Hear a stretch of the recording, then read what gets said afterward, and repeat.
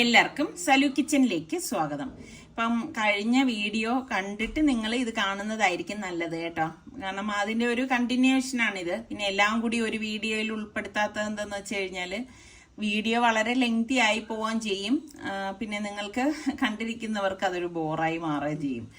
അപ്പം കഴിഞ്ഞ വീഡിയോയിൽ നമ്മളെല്ലാവരും ഒരുമിച്ചുണ്ടായിരുന്നപ്പോഴേക്ക് നമ്മൾ പൂവാർ ഐലൻഡ് റിസോർട്ടിലേക്ക് പോയിട്ടുണ്ടായിരുന്നു. അവിടുത്തെ കുറച്ച് നല്ല നല്ല നിമിഷങ്ങളായിരുന്നു ഉൾപ്പെടുത്തിയിട്ടുണ്ടായിരുന്നത്. അങ്ങനെ നമ്മൾ അവിടെ താമസിച്ചു. പിറ്റേ ദിവസം രാവിലെ ആയപ്പോൾ തന്നെ ഇതാ നമ്മളുടെ സനക്കുട്ടി എഴുന്നേറ്റ് വന്നിട്ടുണ്ട്. സനക്കുട്ടിയും നമ്മുടെ റിച്ചുവും ഒക്കെ ആയിട്ട് ഇതാ ഇവിടെ ബാക്കി ആരും ഈ സമയത്ത് വന്നിട്ടില്ല കേട്ടോ. അപ്പൊ റിച്ചു സനക്കുട്ടി എഴുന്നേറ്റ് വന്ന പാടെ ഇവിടത്തെ പ്ലേ ഗ്രൗണ്ടിലേക്ക് കൊണ്ടുവന്നതാണ് കേട്ടോ. അപ്പൊ ഇന്നലത്തെ ദിവസം സ്വിമ്മിംഗ് പൂളും പോയി അവിടത്തെ സ്വിമ്മിങ് ഒക്കെ കഴിഞ്ഞു വന്നപ്പോഴേക്ക് ഒത്തിരി ലേറ്റായി പോയതുകൊണ്ട് സനക്കുട്ടിയെ കളിപ്പിക്കാനായിട്ട് പറ്റിയിട്ടുണ്ടായിരുന്നില്ല. അപ്പൊ ഇവിടെ നല്ലൊരു പ്ലേ ഗ്രൗണ്ട് തന്നെ ഉണ്ട് കേട്ടോ കുട്ടികൾക്കൊക്കെ ഉള്ള. അപ്പം സനക്കുട്ടിക്ക് ആ ഊഞ്ഞാലൊക്കെ കണ്ടപ്പോഴേക്ക് നേരെ അങ്ങോട്ടേക്ക് പോകണം. പിന്നെ രാവിലെ ആയതുകൊണ്ട് തന്നെ ഇവിടെ റഷും കാര്യങ്ങളും ഒന്നുമില്ല. ഇതാ നല്ല കാം ആൻഡ് ക്വയറ്റ് ആയിട്ട് ഇരിക്കുന്നുണ്ട്. അപ്പം നമുക്ക് നല്ല കുറേ സമയം എടുത്ത് സനക്കുട്ടിയെ ഇവിടെ ഒന്ന് കളിപ്പിക്കാം. പിന്നെ ചൂടുമായി തുടങ്ങിയിട്ടില്ലല്ലോ, രാവിലെ തന്നെ ഇറങ്ങിയതല്ലേ. അപ്പം ഒരെണ്ണത്തിലിരിക്കുമ്പോഴേക്ക് സനക്കുട്ടിക്ക് ഇപ്പം അതാ അപ്പുറത്തേലേക്ക് പോകണം. പക്ഷെ അവളുടെ ഇഷ്ടത്തിനനുസരിച്ച് നമ്മുടെ റിച്ചുമോൻ നിൽക്കുന്നുണ്ട് കേട്ടോ. അപ്പൊ സനക്കുട്ടി എന്ത് പറഞ്ഞാലും റിച്ചുമോൻ ഇതുപോലെയൊക്കെ ചെയ്തു കൊടുത്തോളും. ഇന്നലെ തന്നെ നമ്മൾ ഇവിടെ ചായ കുടിക്കാനായിട്ട് പോകുമ്പോഴേക്ക് ഈ പ്ലേ ഗ്രൗണ്ട് കണ്ടപ്പോഴേ നമ്മുടെ സനക്കുട്ടി ഇങ്ങോട്ടേക്ക് വരണം എന്ന് പറഞ്ഞിട്ട് ഇങ്ങനെ ആക്ഷനൊക്കെ കാണിക്കുന്നുണ്ടായിരുന്നു കേട്ടോ. ആ സമയത്ത് പിന്നെ നല്ല ചൂടുമായിരുന്നു. പിന്നെ സ്വിമ്മിങ്ങിനൊക്കെ പോയല്ലോ. അപ്പം അതുകൊണ്ടാണ് പിന്നെ സ്വിമ്മിങ് കഴിഞ്ഞ് കഴിഞ്ഞപ്പോൾ ഇരുട്ടുകയും ചെയ്തു. അപ്പൊ ഇന്ന് രാവിലെ തന്നെ നമ്മുടെ സന എഴുന്നേറ്റിട്ടുണ്ട്. മോളിങ്ങനെ ഒരുപാട് നേരമൊന്നും കിടന്നുറങ്ങത്തില്ല കേട്ടോ. വെളുപ്പിന് തന്നെ എഴുന്നേക്കും. നമ്മൾ നിസ്കരിക്കാൻ എഴുന്നേക്കുമ്പോൾ തന്നെ അവൾ എഴുന്നേറ്റിട്ടുണ്ടാവും. അപ്പൊ അങ്ങനെ റിച്ചുവും കൂടി അവളെ കൊണ്ടുവന്നതാണ്. അപ്പൊ സുൽത്താൻ കുറച്ചുകൂടി കഴിഞ്ഞിട്ട് വരാന്ന് പറഞ്ഞു. അങ്ങനെ ഞാനും റിച്ചു മോനും സനക്കുട്ടിയാണ് ഇതേ പ്ലേ ഗ്രൗണ്ടിലേക്ക് വന്നത് കേട്ടോ. അപ്പം ഊഞ്ഞാലാട്ടുന്നു. അപ്പം ഞാൻ പറയുന്നുണ്ട്, അപ്പൊ സനക്കുട്ടി അവിടെ നിന്നുകൊണ്ട് പറയുന്നുണ്ട് കേട്ടാ ഇനി നന്ന ആ ഊഞ്ഞാലിരിക്കാൻ. അപ്പൊ റിച്ചു പറയുന്നുണ്ട് അത് കൊച്ചു കുഞ്ഞുങ്ങൾക്കുള്ള ഊഞ്ഞാലാണ്, വലിയവർക്കുള്ളത് അടുത്തുണ്ടെന്ന്. അപ്പൊ തൊട്ടടുത്ത ആ വലിയൊരു ഊഞ്ഞാലിൽ ഞാൻ ഇരുന്നപ്പോഴേക്ക് എന്റെ മടിയിലിരിക്കണം എന്ന് പറഞ്ഞു വന്നതാണ്. ശരിക്കും പറഞ്ഞാൽ നമ്മുടെ നാട്ടിലൊക്കെ പണ്ടൊക്കെയാണ് ഓണത്തിന് ഇതുപോലെ കയറക്കെട്ടിയ ഊഞ്ഞാല് കാണുന്നത് അല്ലേ. എനിക്ക് ഭയങ്കര ഇഷ്ടമാണ് കേട്ടോ ഇങ്ങനത്തെ ഊഞ്ഞാല് കാണാനായിട്ട്. പിന്നെ നമ്മുടെ വീട്ടില് ഇങ്ങനെ ഊഞ്ഞാലൊന്നും കെട്ടാനുള്ള തെങ്ങും കാര്യങ്ങളും ഒന്നും ഇല്ല, അതിനുള്ള സ്ഥലമൊന്നും ഇല്ലാത്തത് കൊണ്ടാണ് നമ്മള് അല്ലാതെ ഊഞ്ഞാലാണ് നമ്മുടെ വീട്ടിലൊക്കെ ഉള്ളതേ. അപ്പം ഈ സനക്കുട്ടിയിൽ കറക്കി കളിപ്പിക്കുകയാണ് ചെയ്യുന്നത് കേട്ടോ. ശരിക്കും പറഞ്ഞാൽ ഈ ചെറുപ്പത്തിൽ ഇതുപോലെയൊക്കെ ഉള്ളത് നമ്മൾ വലുതായി കഴിഞ്ഞാൽ നമ്മളുടെ ഓർമ്മ നിൽക്കും എന്നുള്ളതാണ്. ശരിയല്ലേ ഞാൻ പറഞ്ഞത്? ഇപ്പൊ നമ്മളെയൊക്കെ ചെറുപ്പത്തിൽ കളിപ്പിച്ചവരെയും നമ്മൾ കളിച്ചതും ഒക്കെ നമ്മൾ എത്രത്തോളം ഓർക്കുന്നെന്ന് നിങ്ങൾ ഓരോരുത്തരും ഒന്ന് ചിന്തിച്ചു നോക്കിക്കേ. അപ്പൊ ഞാൻ എപ്പോഴും ഇങ്ങനെ എന്റെ പഴയ കാലത്തേക്കുള്ള ചിന്തകള് ചകഞ്ഞെടുക്കുന്ന ആളാണ് കേട്ടാ. നിങ്ങളൊക്കെ അങ്ങനെ തന്നെയാണോ? ശരിക്കും പറഞ്ഞാൽ അപ്പോഴേക്കും നമുക്ക് ആ വ്യക്തികളോട് ഒരു പ്രത്യേക സ്നേഹം തോന്നും എന്നുള്ളതാണ് കേട്ടാ. നമ്മളെ ബുള്ളറ്റിൽ കറക്കി കൊണ്ടുവരുന്ന ആരാണോ അവരെയൊന്നും നമുക്ക് അങ്ങനെ പെട്ടെന്നൊന്നും മറക്കാനായിട്ട് സാധിക്കത്തില്ല എന്നുള്ളതാണ് വാസ്തവം. ശരിയല്ലേ? അപ്പോൾ കളിയൊക്കെ കഴിഞ്ഞിട്ട് തിരിച്ചു വരുമ്പോഴേക്ക് റിച്ചു പറയുന്നുണ്ട് എടുക്കാന്ന് പറഞ്ഞപ്പോൾ വേണ്ടാന്ന് പറഞ്ഞിട്ട് ഇതാ സ്വന്തമായിട്ട് അവൾക്ക് നടക്കണം കേട്ടോ. കയ്യും കെട്ടി ഇങ്ങനെ നടക്കുവാണ്. പിന്നെ വെളിയിലൊന്നും ആൾക്കാരൊന്നും ഇല്ലാത്തത് കൊണ്ട് ഇതാ ഇറങ്ങിയപ്പോഴേക്കും നിസാർക്കയൊക്കെ ഇതാ ഇറങ്ങിയിട്ടുണ്ടായിരുന്നു കേട്ടോ. ഫുഡ് കഴിക്കാനുള്ള ടൈം ആയതുകൊണ്ടാണ് ഇവരൊക്കെ ഇറങ്ങിയത്. അപ്പോഴേക്ക് അതാ നിസാർക്കയും വിളിച്ചോണ്ട് പൂളിന്റെ അങ്ങോട്ടേക്കാണ് അവള് പോകുന്നത് കേട്ടോ. കാരണം ഇന്നലത്തെ ഓർമ്മ അവൾക്കുണ്ട്. അങ്ങനെ ഞാൻ സനക്കുട്ടിയെ ഇവിടെ കൊണ്ടുവന്ന് നിർത്തിയിട്ട് 1-2 ഫോട്ടോസൊക്കെ എടുക്കാന്ന് വിചാരിച്ചപ്പോഴേക്കുണ്ട് ഇന്നിപ്പോൾ ആളങ്ങനെ നിന്ന് തരുന്നില്ല കേട്ടോ. ചില സമയങ്ങളിൽ ഇങ്ങനെയാണേ, നല്ല മൂഡാണെങ്കിൽ മാത്രമേ ഇങ്ങനെ ഫോട്ടോ എടുക്കാനൊക്കെ ആള് നിന്ന് തരത്തുള്ളൂ. അപ്പം നല്ല രസമുണ്ട് കേട്ടോ. രാവിലെ ആയപ്പോഴേക്ക് ചൂടൊന്നും ഇല്ലാത്തതുകൊണ്ട് ഇപ്പൊ എന്തോ ഒരു ചൂടാണ്. ശരിക്കും പറഞ്ഞാൽ ഈ ഒരു ചൂടത്ത് നമുക്ക് ഇതുപോലെയൊക്കെ പുറത്തേക്കൊക്കെ ഇറങ്ങുമ്പം അതായത് നല്ല പച്ചപ്പും കാര്യങ്ങളും മരങ്ങളും ഒക്കെ ഉള്ളത് കൊണ്ട് തന്നെ നല്ല ഒരു തണുപ്പ് ഫീൽ ചെയ്യും കേട്ടോ. അപ്പൊ സനക്കുട്ടി ഈ ഒരു വണ്ടിയിൽ നിൽക്കുന്നുണ്ട്. അങ്ങനെ സുൽത്താൻ അവിടെ പിടിച്ച് നിർത്തിയതാണ് കേട്ടോ. ഇപ്പം അത് കഴിഞ്ഞപ്പോഴേക്ക് നമ്മളിപ്പം കഴിക്കാനായിട്ട് പോവാണ് കേട്ടോ. ശരിക്കും പറഞ്ഞു കഴിഞ്ഞാൽ നല്ല ഒരു കാലാവസ്ഥ തന്നെ ആയിരുന്നു കേട്ടോ. രാവിലെയുള്ള കാലാവസ്ഥ എന്ന് പറയുന്നത് ഒരുപാട് ചൂടും കാര്യങ്ങളും ഒന്നും ഉണ്ടാവത്തില്ല. എന്നാൽ ഒരു 7-8 മണി കഴിഞ്ഞു കഴിയുമ്പോഴേക്കാണ് ശരിക്കും പറഞ്ഞു കഴിഞ്ഞാൽ നല്ല ചൂടും കാര്യങ്ങളൊക്കെ ഉണ്ടാവുന്നത് കേട്ടോ. അപ്പൊ ഇതൊക്കെ കഴിഞ്ഞിട്ടും ആളിന് കണ്ട നമ്മൾ പിടിക്കാതിരിക്കാൻ വേണ്ടിയിട്ട് ബാക്കിൽ കൈയും കെട്ടിയിട്ട് സ്വന്തമായിട്ട് അങ്ങ് നടന്നു പോവാണ്.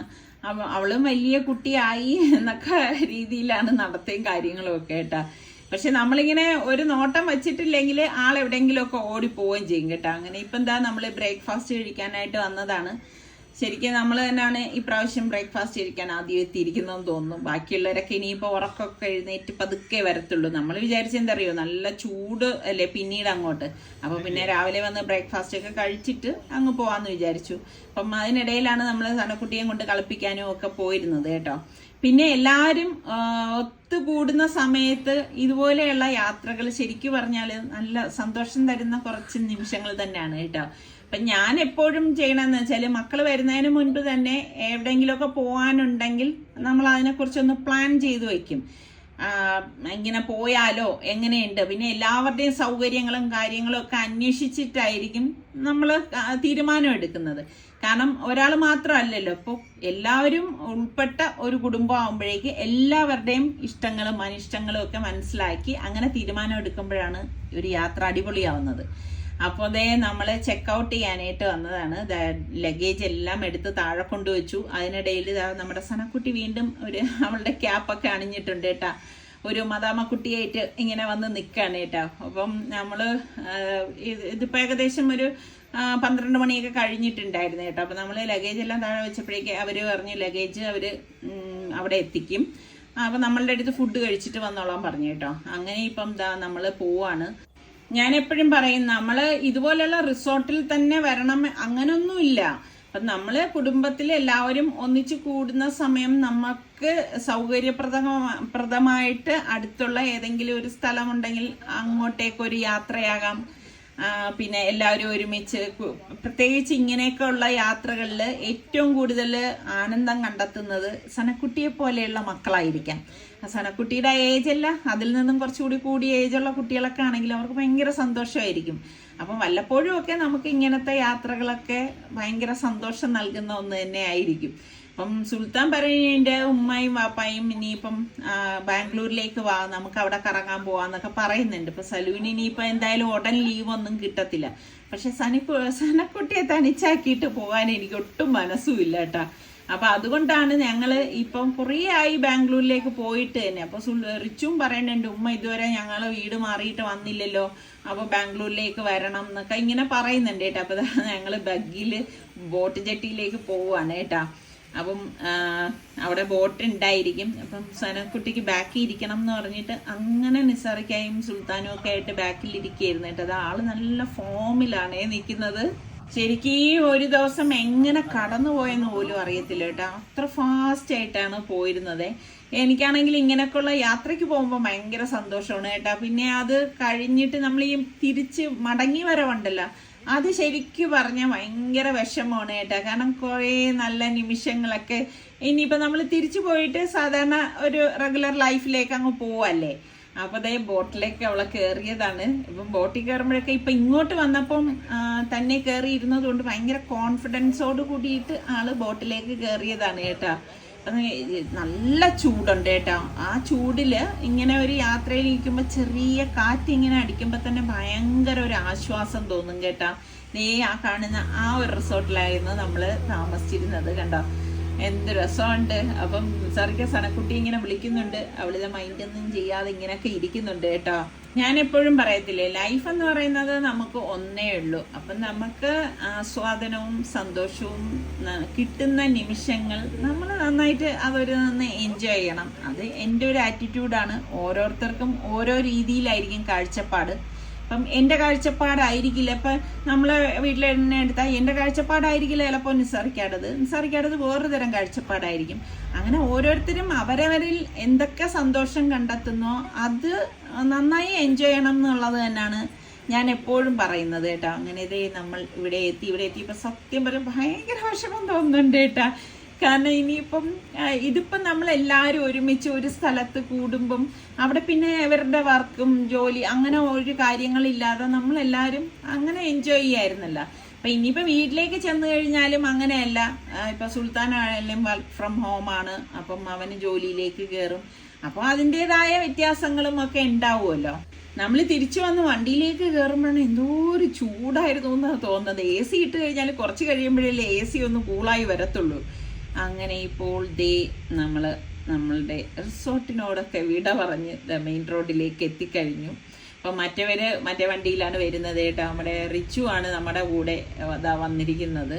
അപ്പം ശരിക്കും നല്ല എ സി ഒക്കെ ഇട്ട് വന്നാലും അത്യാവശ്യം നല്ല ചൂട് തന്നെയാണ് കേട്ടോ. ഇപ്പം ഗൾഫിലേക്കുള്ള അതുമാതിരിയുള്ള ചൂടാണ് ഇപ്പം നമ്മുടെ നാട്ടിലും ഉള്ളത്. അങ്ങനെ ഇപ്പം നമ്മൾ നേരെ നമ്മളുടെ വീട്ടിലേക്ക് തിരിച്ചെത്തി. പിന്നെ വന്ന വഴി തന്നെ എനിക്ക് കുറേ തുണി നനയ്ക്കാനും ഒക്കെ ഉണ്ടായിരുന്നു. അതെല്ലാം കഴിഞ്ഞ ശേഷമാണ് ഞാൻ കിച്ചണിലേക്ക് വന്നത്. അപ്പം ഇന്നത്തെ ഡിന്നറിന് വേണ്ടിയിട്ടാണ് കേട്ടോ. ഞാൻ വെള്ളം തിളപ്പിക്കാനായിട്ട് വെച്ചിട്ടുണ്ടായിരുന്നു. അപ്പം അതിലേക്ക് പാകത്തിനുള്ള ഉപ്പിട്ടിട്ടുണ്ട്. പിന്നെ ഞാൻ നോക്കിയപ്പോഴേക്കും ഓയിൽ കഴിഞ്ഞിട്ടുണ്ടായിരുന്നു കേട്ടോ. അങ്ങനെ ഇപ്പം ഓയിലൊക്കെ ഒന്ന് ഒഴിച്ചു വെക്കാണ്.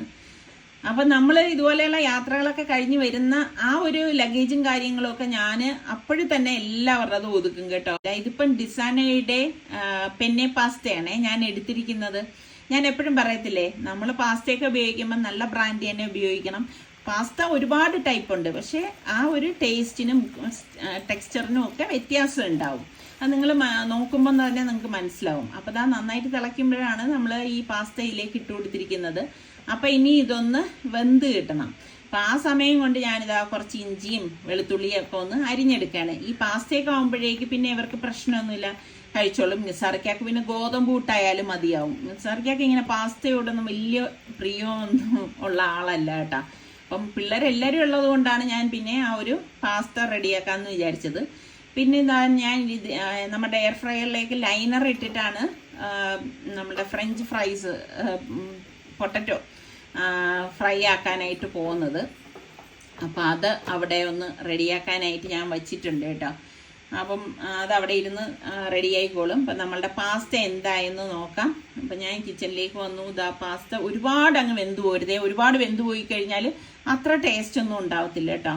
അങ്ങനെ ഇപ്പം വെന്ത് വന്ന പാസ്ത നമുക്കൊന്ന് ഡ്രെയിൻ ചെയ്ത ശേഷം ഇനിയിപ്പോൾ അത് നല്ല തണുത്ത വെള്ളം ഒഴിച്ചിട്ട് നന്നായിട്ടൊന്ന് വാഷ് ചെയ്തെടുക്കണം.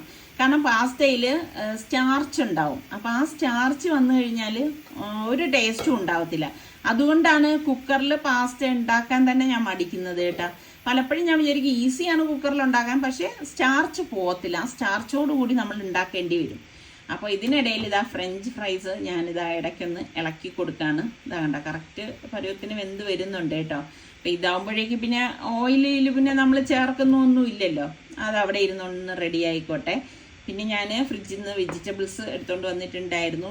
ഞാനിങ്ങനെയാണ് കേട്ടോ, ഇതുപോലെ ബാക്കി വരുന്നത് കട്ട് ചെയ്ത് ഇതുപോലത്തെ കണ്ടെയ്നറിലാക്കി വെക്കും. അപ്പോഴേക്കും നമുക്ക് ആവശ്യമുള്ളത് എടുക്കാമല്ലോ. അപ്പം ഇതുപോലത്തെ ഉള്ള ഗ്ലാസ് കണ്ടെയ്നറിലാക്കി വയ്ക്കുമ്പോൾ ഉള്ള ഒരു ഗുണം എന്ന് വെച്ചാൽ നമുക്ക് ഇത് കാണാനായിട്ട് പറ്റും. പലപ്പോഴും മുൻപൊക്കെ ഞാൻ സ്റ്റീൽ പാത്രങ്ങളിലാണ് വെക്കണത്. അങ്ങനെ വെക്കുമ്പോഴേക്കും ഈ വെജിറ്റബിളൊക്കെ അതിലിരുന്ന് ചിലപ്പോൾ ഞാൻ ശ്രദ്ധിക്കാതെ അത് ചീത്തായി പോകും. ഇതാകുമ്പോൾ നമുക്ക് കാണാമല്ലോ.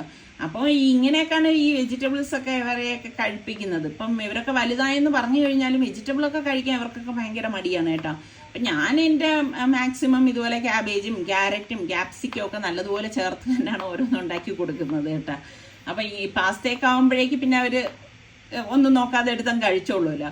അപ്പം ഞാൻ ഇപ്പം എനിക്ക് ഇതിലേക്ക് നമ്മളുടെ ക്യാബേജും ക്യാപ്സിക്കം 2 കളറും തക്കാളിയൊക്കെയാണ് എടുത്തിരിക്കുന്നത്. അപ്പോഴേക്ക് നമ്മളുടെ ഫ്രഞ്ച് ഫ്രൈസ് റെഡി ആയിട്ടുണ്ട്. അപ്പോൾ അത് ഞാനൊന്ന് പുറത്തേക്ക് എടുത്ത് വെച്ചിട്ടുണ്ട് കേട്ടോ. ഫ്രഞ്ച് ഫ്രൈസ് ഇഷ്ടമുള്ളവരൊക്കെ ഒന്ന് പറയുക കേട്ടോ.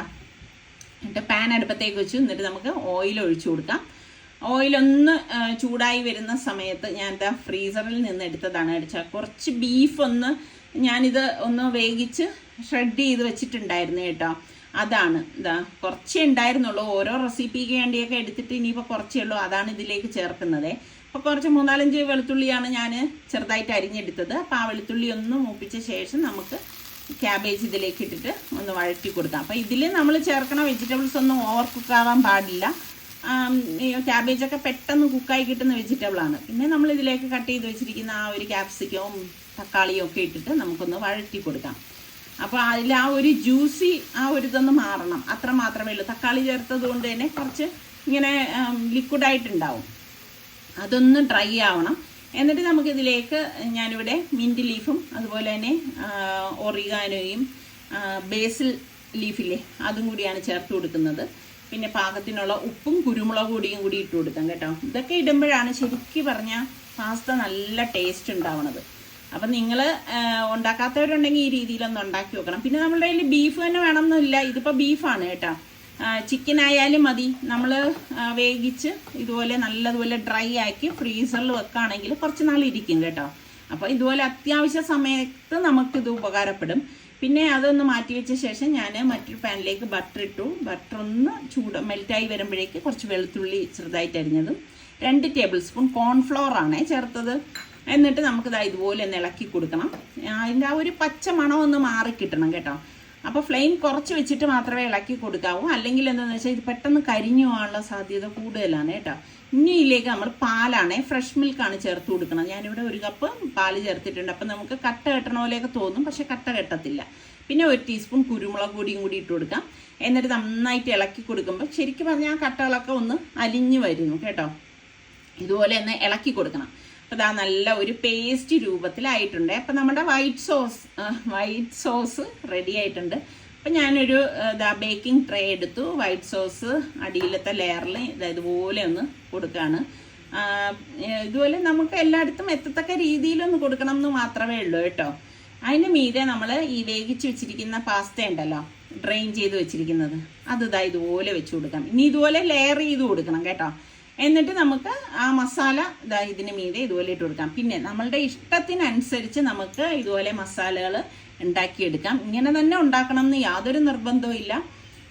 ഇനി സോസേജ് ഇഷ്ടമുള്ളവർക്ക് ആ മീറ്റിന് പകരം സോസേജ് ഉപയോഗിക്കാം. പിന്നെ നമ്മുടെ ഫ്രഞ്ച് ഫ്രൈസും പിന്നെ ചീസുണ്ടല്ലോ, ചീസും കൂടി ഇതുപോലെ വെച്ച് കൊടുക്കണം. ഇതൊക്കെ ഇടുമ്പം ശരിക്കും പറഞ്ഞാൽ നമ്മൾ ഈ കഫേന്നൊക്കെ വാങ്ങി കഴിക്കുന്ന പാസ്തയൊക്കെ ഇല്ലേ, അതിൻ്റെയൊക്കെ ഒരു ടേസ്റ്റ് കിട്ടും കേട്ടോ. പിന്നെ മൊസറല്ല ചീസ് കുറച്ചിട്ട് കൊടുക്കാം. ഇതെല്ലാം നമ്മളുടെ ആവശ്യാനുസരണം നമുക്ക് ഇതിലേക്ക് ചേർത്ത് കൊടുക്കാം. ശരിക്ക് വലിയ വില കൊടുത്തൊക്കെ നമ്മൾ ഈ കഫേ റെസ്റ്റോറൻറ്റ് ഇവിടെയൊക്കെ പോയി വാങ്ങിച്ച് കഴിക്കുന്ന അതിനേക്കാളും ടേസ്റ്റ് ഇതിനുണ്ടാവും കേട്ടോ. എന്നിട്ട് ബാക്കി പാസ്തയും കൂടി നമുക്ക് ഇതുപോലെ ഒന്ന് ലെയർ ചെയ്ത് കൊടുത്ത ശേഷം നമ്മുടെ ആ സോസ് ഉണ്ടല്ലോ, സോസ് ഇതിന് മീതെ ഇതുപോലെ ഒന്ന് ഒഴിച്ചു കൊടുക്കാം. പിന്നെ ഇത് നമുക്ക് ഇപ്പോൾ ഓവനൊന്നും ഇല്ലാത്തവരാണെങ്കിൽ നമുക്ക് ഇത് അടുപ്പത്ത് വെച്ചിട്ടും ഈ ഒരു രീതിയിൽ തന്നെ തയ്യാറാക്കി എടുക്കാൻ പറ്റും കേട്ടോ. അതിൻ്റെ റെസിപ്പി വേണം എന്നുള്ളവർ എൻ്റെ അടുത്ത് ചോദിച്ചാൽ മതി. ഏതെങ്കിലും ഒരു വീഡിയോയിൽ ഞാൻ തീർച്ചയായിട്ടും അത് ഉൾപ്പെടുത്താം കേട്ടോ. എന്നിട്ട് നമുക്ക് ഫ്രഞ്ച് ഫ്രൈസൊക്കെ വെച്ചിട്ട് വീണ്ടും ആ ഒരു മിൻറ്റ് ലീഫും ഒറിഗാനോയും അതൊക്കെ ഒന്ന് ഇതുപോലെ ഒന്ന് സ്പ്രിങ്കിൾ ചെയ്ത് കൊടുക്കണം കേട്ടോ. ശരിക്ക് ഇതൊക്കെ നമ്മൾ വാങ്ങിച്ചു വെച്ച് കഴിഞ്ഞാൽ തന്നെ നമുക്ക് കുറേ നാൾ ഇതുപോലത്തെ റെസിപ്പിയൊക്കെ ഉണ്ടാക്കുന്നവരാണെങ്കിൽ നല്ല യൂസ്ഫുൾ ആണ് കേട്ടോ. നല്ല മണവും വരും, ശരിക്കും നല്ല ഒരു ടേസ്റ്റുമാണ്. പിന്നെ മൊസറല്ല ചീസ് ഒരുപാടൊന്നും ഞാൻ ഇട്ടിട്ടില്ല, വളരെ കുറച്ച് മാത്രമേ ഇതുപോലെ ഇടുന്നുള്ളൂ. ഇനി നമുക്ക് ബാക്കി ഇതുപോലെ ചീസാണ് ഞാൻ ഇതുപോലെ വെച്ച് കൊടുക്കുന്നത് കേട്ടോ. ഞാൻ നേരത്തെ പറഞ്ഞതുപോലെ ഇതൊക്കെ ഓരോരുത്തരുടെ ഇഷ്ടത്തിനനുസരിച്ച് നമുക്ക് ഉപയോഗിക്കാവുന്നതാണ്. അപ്പം ചീസും കൂടി ഞാൻ വെച്ച് കൊടുക്കണേ. നമ്മൾ ബേക്ക് ചെയ്യുമ്പോൾ ഓവൻ പ്രീ ഹീറ്റ് ചെയ്തേക്കണം കേട്ടോ. അപ്പോൾ ഇതൊക്കെ നമ്മൾ പ്രീ ഹീറ്റ് ചെയ്ത ഓവനിൽ തന്നെ നമ്മൾ ബേക്ക് ചെയ്താൽ മാത്രമേ നല്ല ഒരു ടെക്സ്ചർ നമുക്ക് കിട്ടത്തുള്ളൂ. അപ്പം ഞാൻ ഇവിടെ 150 ഡിഗ്രി സെൽഷ്യസിൽ 5 മിനിറ്റാണ് ഓവൻ പ്രീ ഹീറ്റ് ചെയ്താൽ വെച്ചത്. അപ്പോൾ ഇത് ഇനിയിപ്പം ഞാൻ 150 ഡിഗ്രി സെൽഷ്യസിൽ തന്നെ ഒരു 20 മിനിറ്റ് ബേക്ക് ചെയ്തെടുക്കുമ്പോൾ നമ്മളുടെ പാസ്ത റെഡി ആയിട്ടുണ്ട്. അപ്പോൾ ഇഷ്ടപ്പെടുകയാണെങ്കിൽ ലൈക്ക് ചെയ്യാനും ഷെയർ ചെയ്യാനൊന്നും മറന്നു വരുതേ. അപ്പോൾ ഇനിയിപ്പോൾ നമുക്ക് അടുത്ത് നല്ല റെസിപ്പിയോ വ്ളോഗായിട്ടൊക്കെ കാണാം. അതുവരേക്കും എല്ലാവർക്കും ബൈ.